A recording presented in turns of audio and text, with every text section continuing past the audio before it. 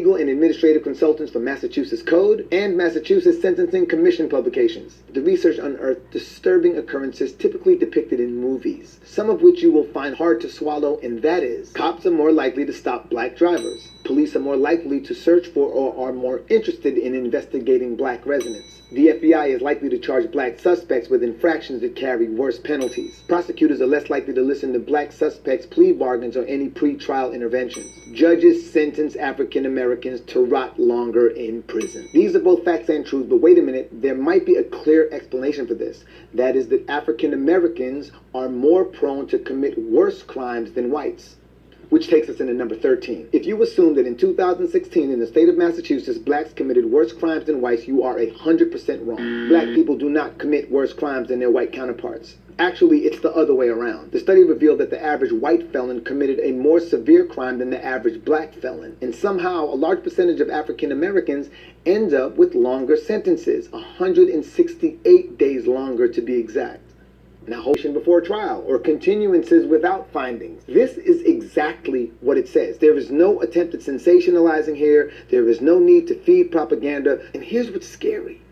We haven't even scratched the surface yet. We're still taking it out of the plastic. A number research team had reviewed over 1 million cases. They didn't just find that African Americans face longer prison sentences. They also found that African Americans face harsher verdicts. It's not just that they spend more time in prison, it's that their time in prison is often worse than it should be in the percent of the Boston population. Relatively speaking, a minority group that somehow ended up becoming the major group at 63% for being stopped by cops, searched and interrogated between the years of 2007 and 2010. Now, we could just jump to several conclusions and assume that all police officers think that African Americans are all criminals just waiting to go to jail, and they are a major contributor to hastening the process, but let's not do that. Let us stick to the data. The study revealed that black suspects, not convicts, black suspects, don't easily get bailed. Even with the established data that states white felons commit more severe crimes than that of black felons, records amassed from the research shows that there is a higher volume of African Americans detained without bail when you compare the figures to that of white defendants. African Americans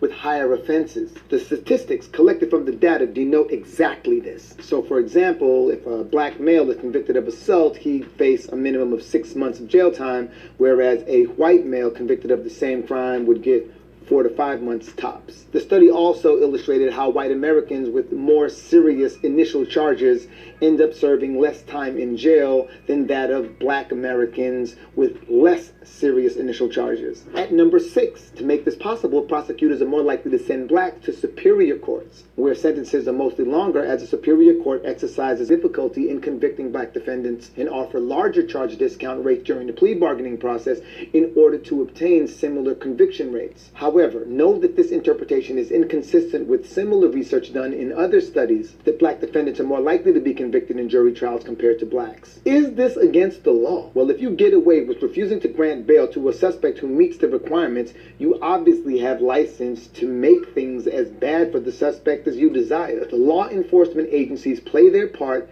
and the justice system simply complements them. So